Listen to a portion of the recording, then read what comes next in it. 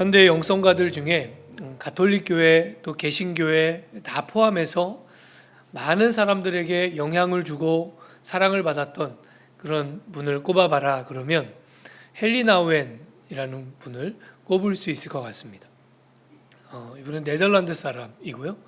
네덜란드에서 태어나서 어린 시절부터 나는 사제가 되어야 되겠다 이런 마음을 먹고 자랐다고 합니다.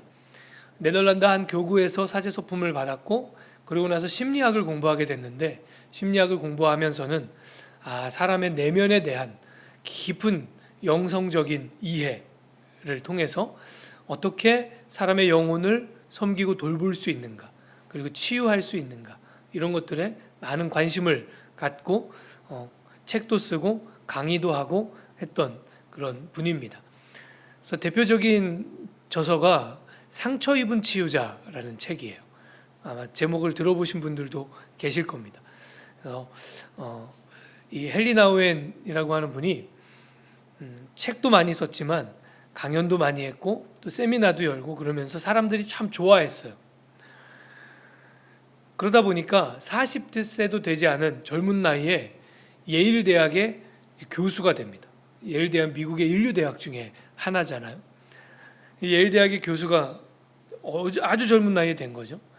그러니까 어떤 차원에서 보면 아주 젊은 나이에 성공한 그런 목회자가 된 것입니다.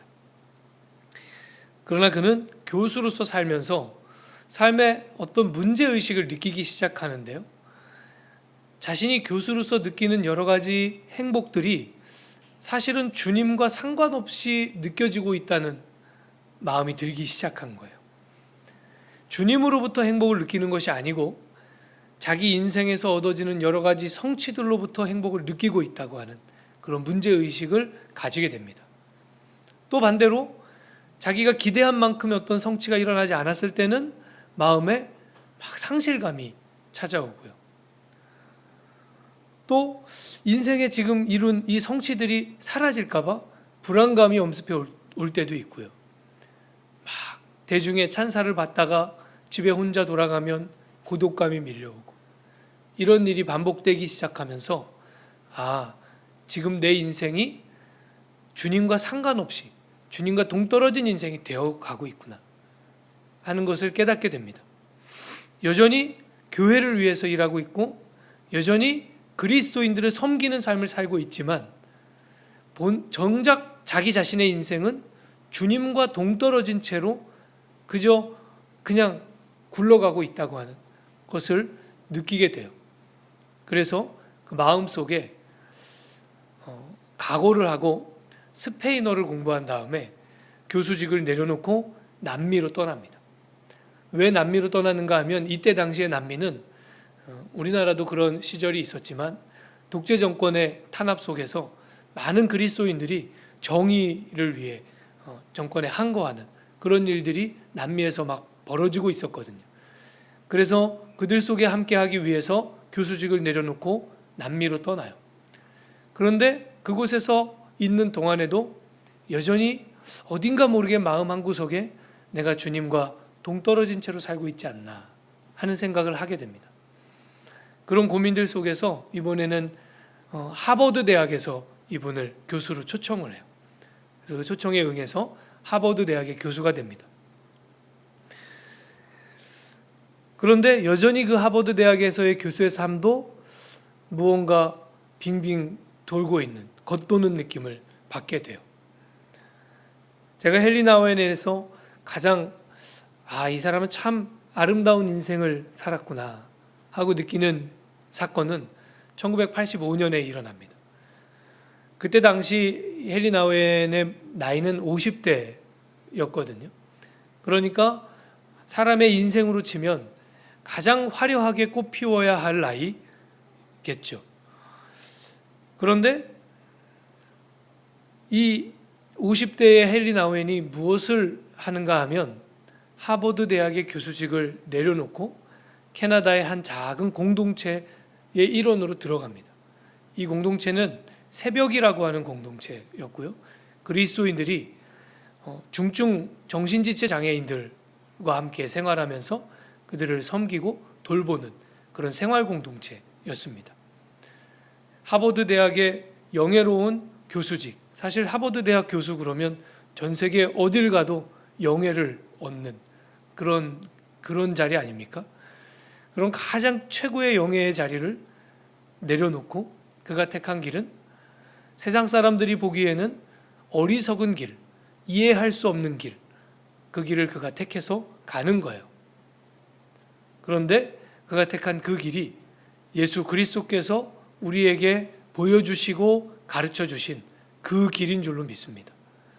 하버드 대학의 교수 자리를 내려놓고 그가 중증 정신지체 장애인들을 돌보고 섬기는 자리로 옮긴 거예요.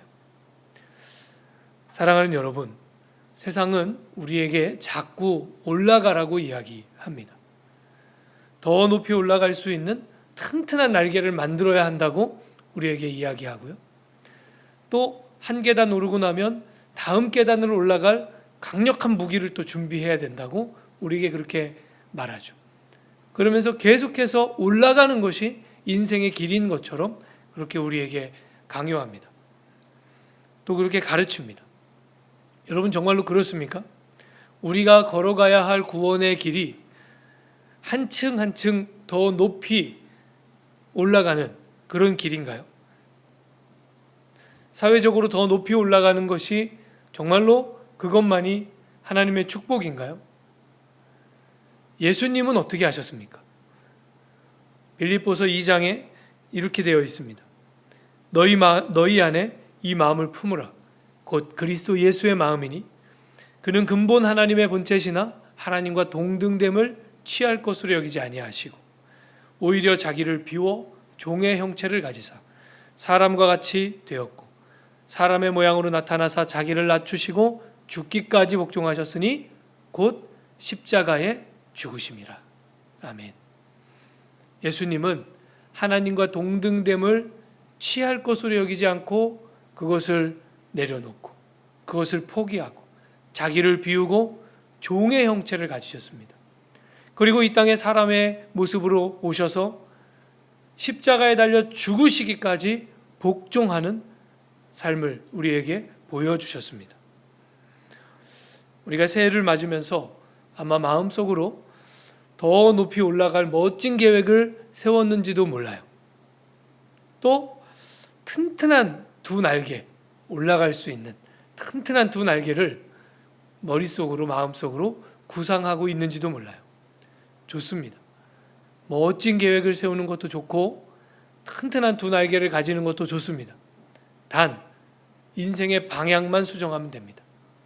더 올라가기 위한 날개, 더 올라가기 위한 계획이 아니라 더 내려가기 위한 계획, 또 더 내려가기 위한 날개, 그것이 우리에게 필요하다는 사실입니다.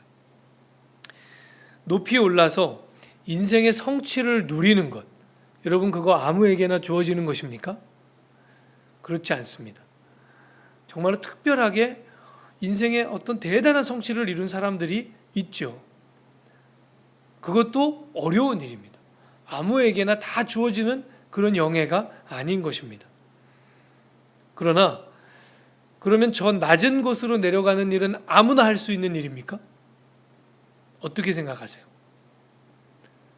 낮은 곳으로 내려가는, 높은 곳으로 올라가는 일은 아무나 할 수 없는 일이죠. 그렇다면 낮은 곳으로 내려가는 일은 아무나 누구든지 다 할 수 있는 일인가요?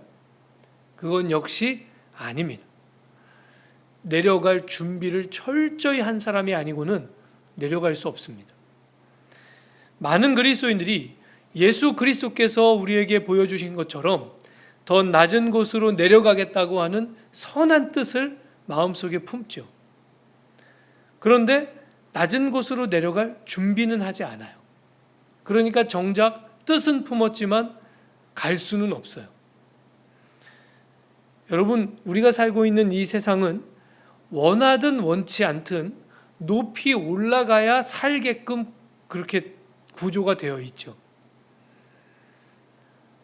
더 높이 올라가야 가정을 튼튼하게 꾸릴 수 있고요.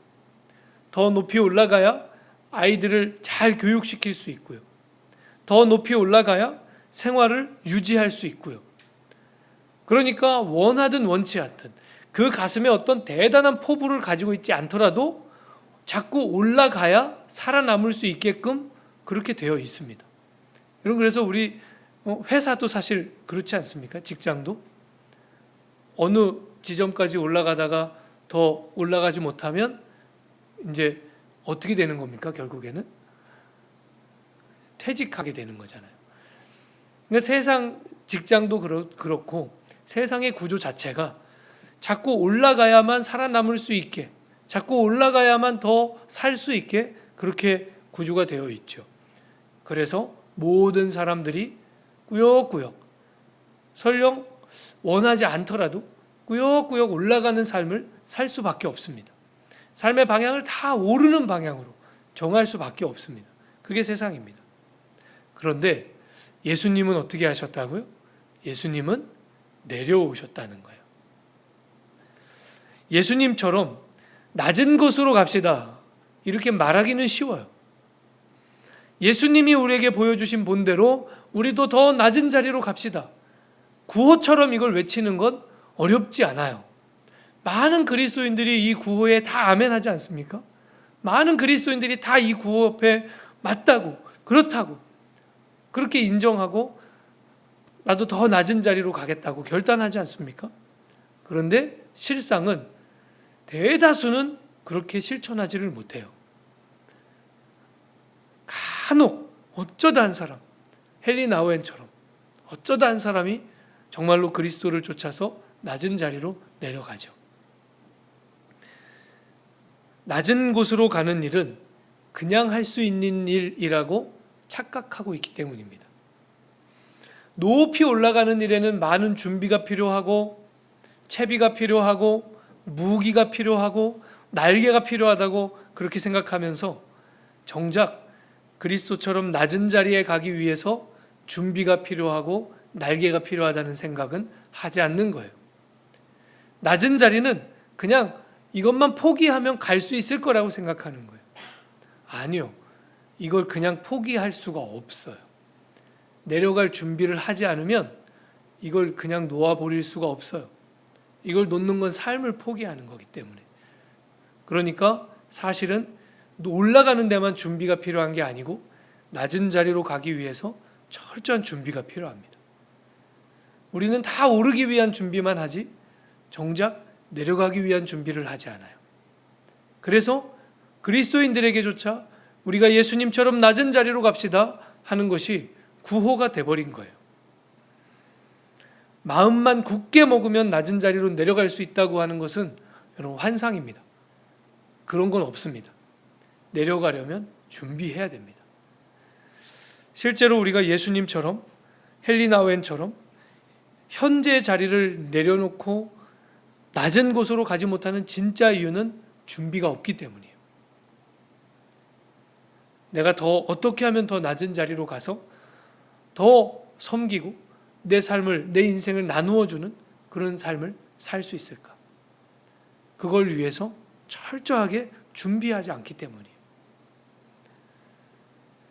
준비 없이는 절대로 낮은 자리로 갈 수 없습니다.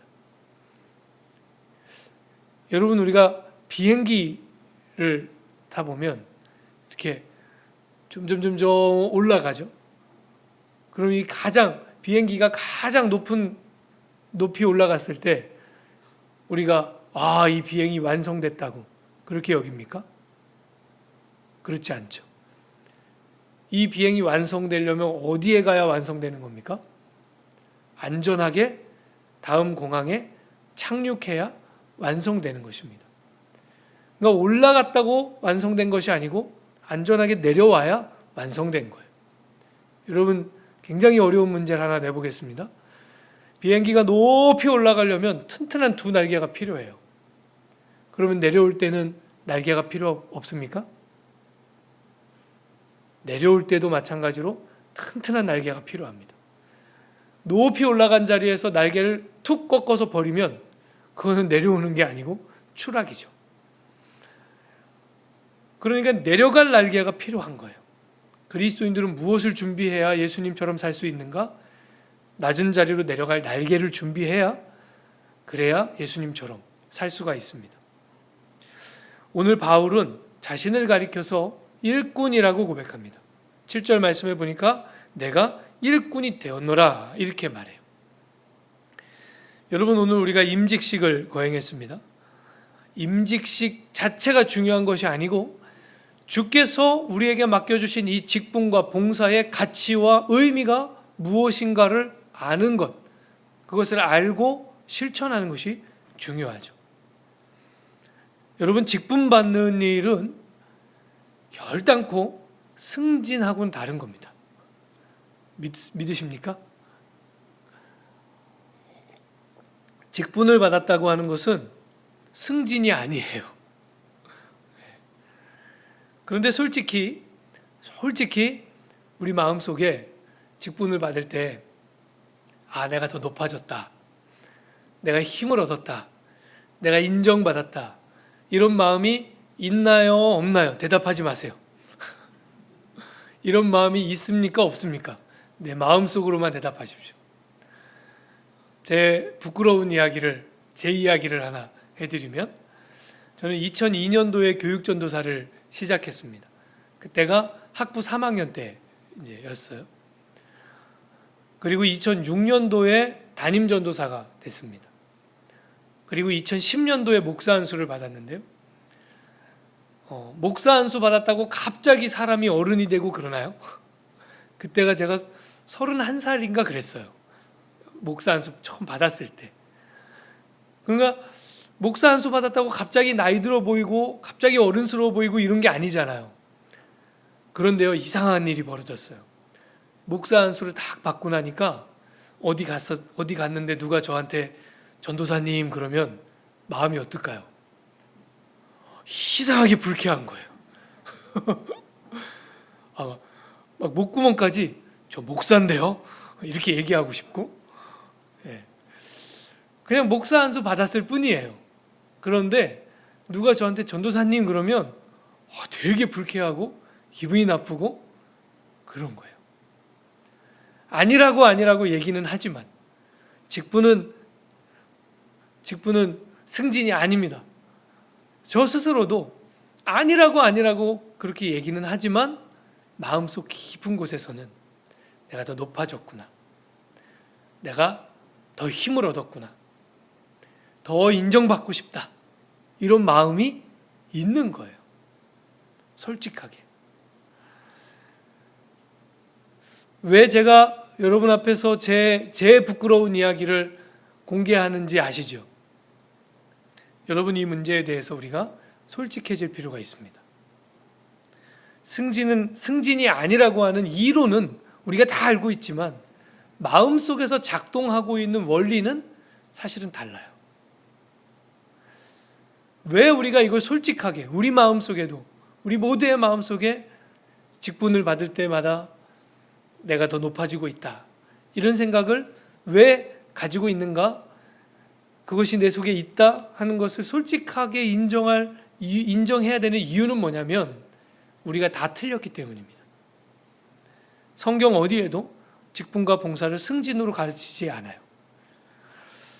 그런데 한국교회 분위기는 어떤가요?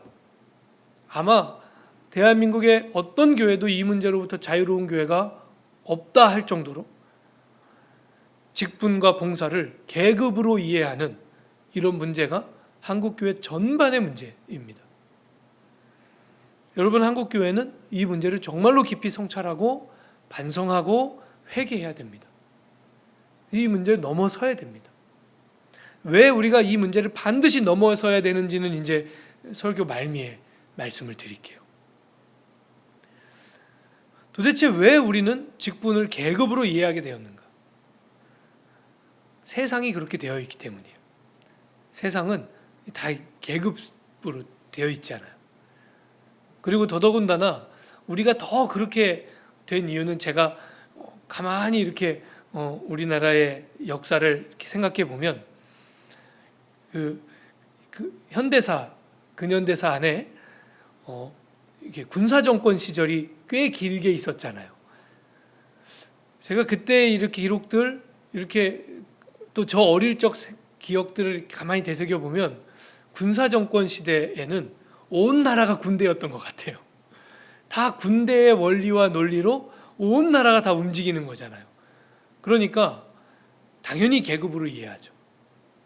그러니까 우리 속에 자연스럽게 당연스럽게 올라가는 것은 계급이 올라가는 거예요.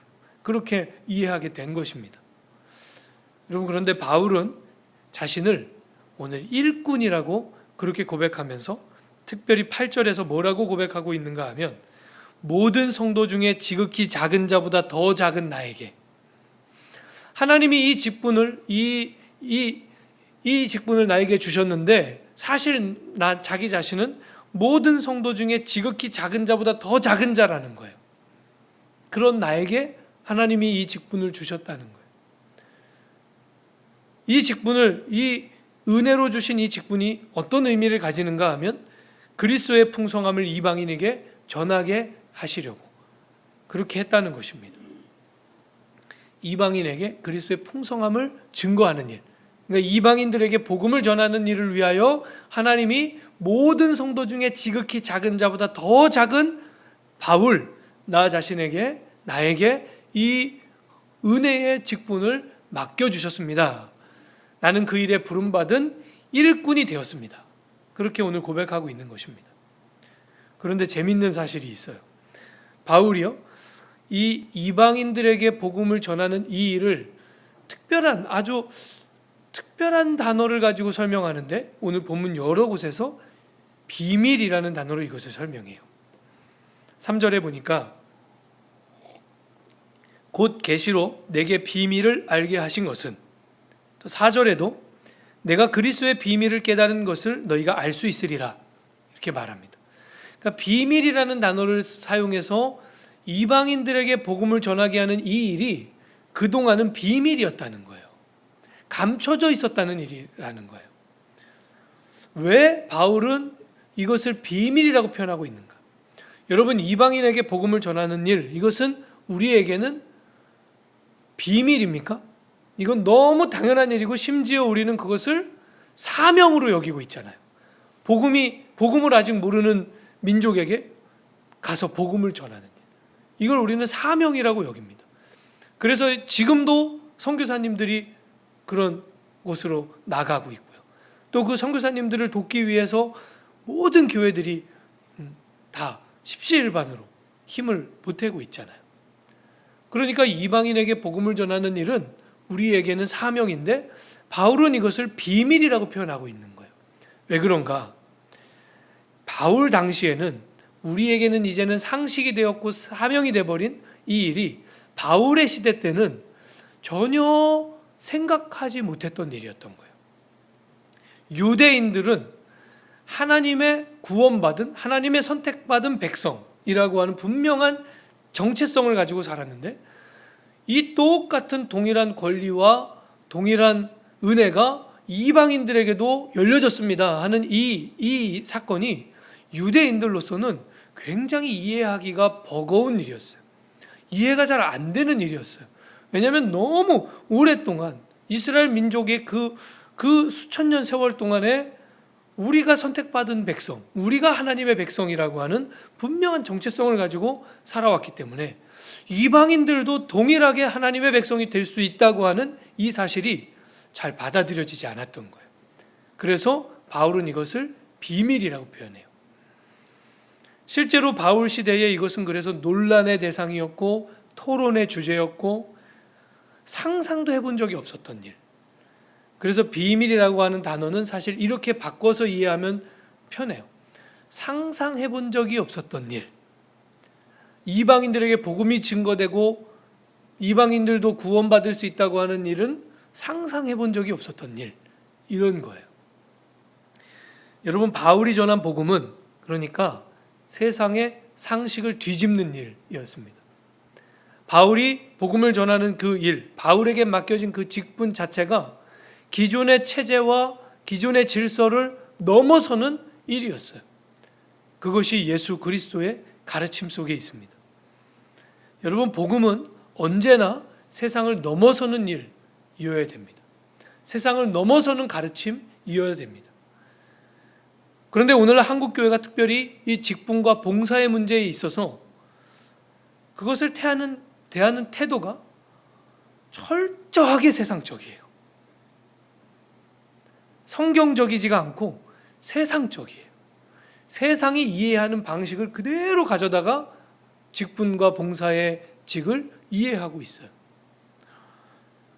여러분, 오히려 세상은 거꾸로 됐습니다. 지금 세상은 직책을 평준화시키려고 굉장히 노력합니다.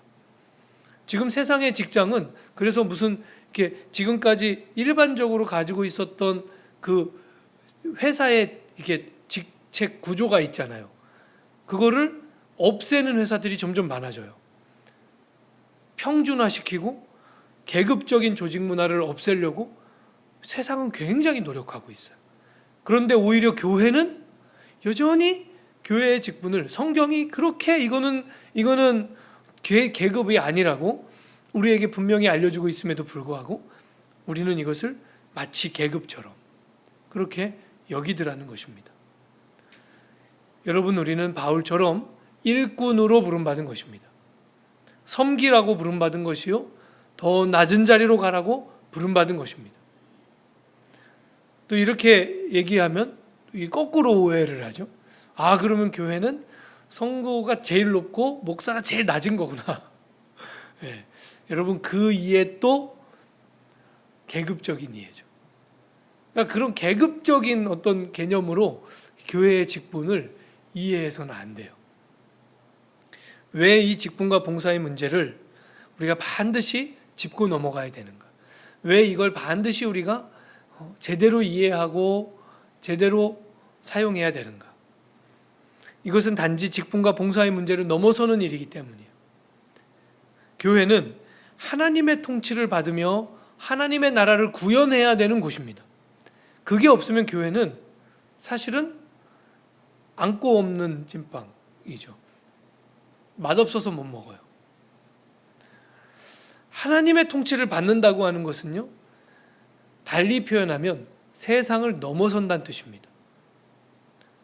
세상의 상식을 뛰어넘고 세상의 질서와 세상의 체계를 뛰어넘는 그것이 하나님의 통치를 받는 일이에요.